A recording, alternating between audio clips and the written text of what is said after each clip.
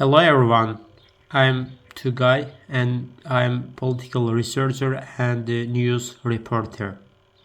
In this video, I will talk about Ukrainian counteroffensive and Kyiv says it has liberated villages in Donetsk region. Actually, it's a good news for the who support the Ukraine in the Ukrainian-Russian war. And that's why I guess this news will be interesting for them. Now let's start. I'm reading this news from the BBC.com. Okay. Ukraine says it has liberated 4 villages in the southeast of the country in the first victories of its much anticipated counter-offensive. Officials reported on Monday that the national flag is once again waving over Strozhev in the Donetsk region. Reports and the footage from the weekend show similar scenes in the neighboring settlements of the Blahodente and Neskushne, as well as nearby Makarivka. The villages are relatively small and Moscow is yet to confirm any retreat. On Sunday, Ukrainian President Vladimir Zelensky confirmed that the counteroffensive had begun. These 4 settlements would be the first liberated since his comments, but not the first that Ukraine has recaptured since last Monday, when its forces began to advance in the country's south. Moscow has yet to confirm the fall of any of the villages. It says Ukrainian assaults in the region have been repelled. In this picture, you are seeing 4 villages regained by Ukrainian forces. And red lines, red colors, places Russian military control, and partly red lines limited Russian military control. These parts. And the next held or regained by Ukraine, where we are talking about it, held or regained by Ukrainian, this, and a little bit this. Crimea was annexed in 2014, and as you know, Crimea was annexed in 2014.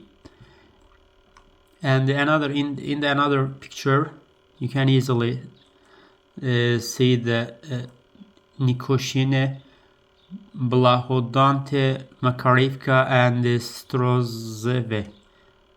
And this is they are the places, villages which Ukraine held or regained again. Elsewhere, Ukraine says Moscow has blown up another dam in the Russian-controlled part of the Zaporizhia region. It followed the destruction of the major Kakova Dam a week ago, which caused flooding and mass evacuations. On Sunday, Valery Sarshin, a spokesperson for the Ukrainian military, said the destruction of the second dam near the village of Novodorivka had led to the flooding on both banks of the Makory River. Mr. Sarshin said Russia was deliberately blowing up dams in the region to halt Ukraine's advance towards occupied areas. Russia has denied it blew up the Kakova Dam and has blamed Ukraine instead. Under the Ukrainian flag again. Footage on social media shared by pro-Ukrainian accounts showed troops raising the Ukrainian flag outside the burned-out building in the Blahodante. And the State Border Guard published videos showing Kyiv's forces announcing that Neskushne of the Donetsk region is under the Ukrainian flag again, before shouting the now standard battle cry of "Glory to Ukraine." And this is that video.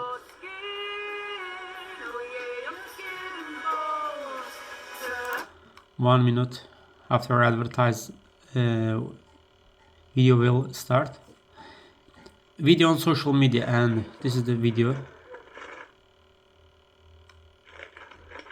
This is that video which about the Ukrainian flag wave in the liberated villages. And meanwhile, Deputy Defense Minister Hanna Maliar claimed in the Telegram video that Ukraine's forces had also taken the village of the Makarivka. While the capture of the 4 villages marked the biggest advances of recent days, the settlements are relatively small. Baladonte had a pre-war population of just 1,000 residents. The village, which has been the center of the intense fighting in recent days, sits on the road towards the city of Mariupol, and some analysts have suggested that Ukraine could seek to recapture the port city in the coming months. Others have speculated that Kyiv wants to break the land bridge between occupied Crimea and Donetsk, isolating Russian troops on the peninsula. Further east, Ukrainian troops are said to have advanced near the ruined city of Bakhmut, the scene of the bloody battle between Ukrainian forces and the Russian troops. On Monday, Ukraine's general staff said there had been 25 clashes over the past day. Senior officials in Kyiv have refused to comment on the specifics of the advance. Ukrainian head of the intelligence, Kirill Budanov, released a video on Sunday repeating a catchphrase, "Plans, love, silence," which has symbolized the secrecy behind of the counteroffensive. The extent of the Ukrainian operation remains unclear, but the US-based think tank, the Institute for the Study of War, said on Saturday that Kyiv's forces were attacking in at least 4 front-line areas. It also appeared to back up the claims being made by Kyiv, saying Ukraine had captured multiple settlements along the front line over the weekend. Ukraine has suffered some setbacks. A group of Ukrainian soldiers told AFP news agency that they had lost several new American-made Bradley fighting vehicles in an attack in the southeast of Zaporizhia province on Thursday. Analysts have highlighted the difficulties Ukraine faces in trying to pierce lines that Russia has been fortifying for months, but in other areas Kyiv's troops are said to have breached the front lines in the mechanized attacks over the weekend, with German-made Leopard 2 tanks said to have been deployed. Meanwhile, in Russia's Belgrade region bordering Ukraine, rail traffic was suspended after the freight train derailed on Sunday night. Belgrade's border area have been hit by drones, shelling and cross-border raids in the past weeks. Further north, the governor of the Kaluga region, Vladislav Spasha, said there had been 2 drone clashes, one near the village of the Strelekovka and the other in a forest. For more videos, please subscribe our YouTube channel. It's called Political News by Tugay.